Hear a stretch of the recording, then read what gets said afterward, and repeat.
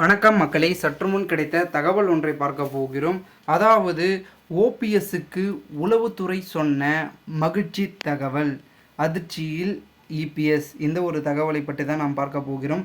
தகவலை பார்ப்பதற்கு முன்னதாக நீங்கள் நம்மளுடைய சேனலுக்கு புதிய பார்வையாளர்களாக இருந்தீர்கள் என்றால் மறக்காமல் நம்மளுடைய சேனலை சப்ஸ்கிரைப் செய்து வைத்துக் கொள்ளுங்கள் மக்களே.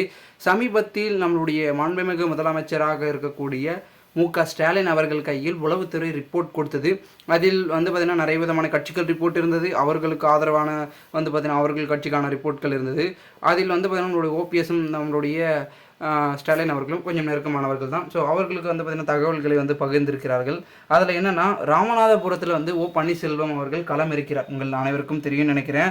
அதிமுகவிலிருந்து பார்த்திங்கன்னா நீக்கப்பட்டிருக்கும் ஓ பன்னீர்செல்வம் அவர்கள் அதிமுகவில் இணைய பல போராட்டங்களை, சட்ட போராட்டங்களை தொடர்ந்து நடத்தி கொண்டிருந்தார். பார்த்திங்கன்னா தொண்டர்களை வைத்து போராட்டம் நடத்தி கொண்டிருந்தார். இந்த ஒரு சூழலில் அதுக்கிடையில் தேர்தல் விட்டது. மக்களவை தேர்தல் 2024 மக்களவை தேர்தல் வந்ததுனால அதையும் எதிர்கொள்ளணும் அப்படின்ற ஒரு சூழல் அவருக்கு இடுகட்டமானதுனால என்ன பண்ணார்னா, பாஜகவுடன் கூட்டணி அமைத்து உறுப்பினர் மீட்பு குழு கூட்டமாக மூலமாக பார்த்திங்கன்னா சுயேட்சை சின்னத்தில் பார்த்திங்கன்னா ராமநாதபுரத்தில் களமிறங்கினார். ஓகேங்களா, நானே களமிறங்குறேன், மற்றவர்களை பார்த்தா வேலைக்கு ஆகாது அப்படின்னால களமிறங்கினார்.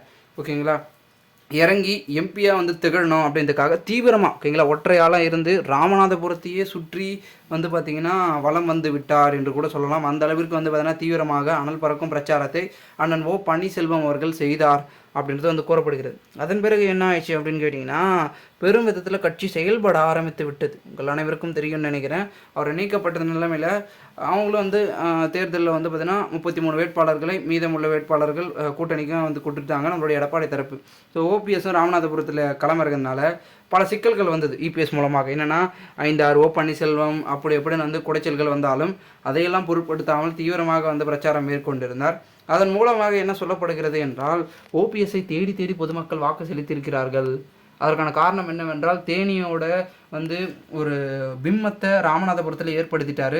ஸோ அதற்கான ஆதரவு அவர்களுக்கு கண்டிப்பாக கொடுத்திருக்கிறார்கள் பொதுமக்கள், ராமநாதபுரம் மக்கள் அப்படின்றத சொல்லியிருக்கிறார்களாம். இதனால் பெரும் மகிழ்ச்சியில் ஓ பன்னீர்செல்வம் இருக்கிறாராம். பெரும்பாரியான வாக்குகள் வித்தியாசத்திலேயே ஓபிஎஸ் வெற்றி பெறுவார் என்றெல்லாம் பார்த்திங்கன்னா சொல்லப்படுகிறது அப்படின்னு தகவல்கள் என்பது ஒரு பக்கம் சொல்லி கொண்டிருப்பதாகவும் தெரியப்படுகிறது. இதன் மூலமாக தற்சமயம் வரைக்கும் இருக்கக்கூடிய நம்மளுடைய பார்த்திங்கன்னா அனைத்து இந்திய அண்ணா திராவிடத்தை முன்னேற்ற கழகத்தின் வேட்பாளரை காட்டிலும், ஜெயபாலனை காட்டிலும் ஓ பன்னீர்செல்வம் பெரும்பாலான வெற்றியை பெறுவார். அதிமுக வாக்குகள், சமுதாய வாக்குகள், மீனவர்கள் வாக்குகள், மற்ற பார்த்திங்கன்னா முக்கியமான புள்ளிகள் வாக்குகள் என்று அனைத்து தரப்பு வாக்களையும் தன் பக்கம் இழுத்திருக்கிறார் பலாப்பழம் சின்னத்தின் மூலமாக ஓ பன்னீர்செல்வம் அவர்கள் என்று கூறப்படுகிறது.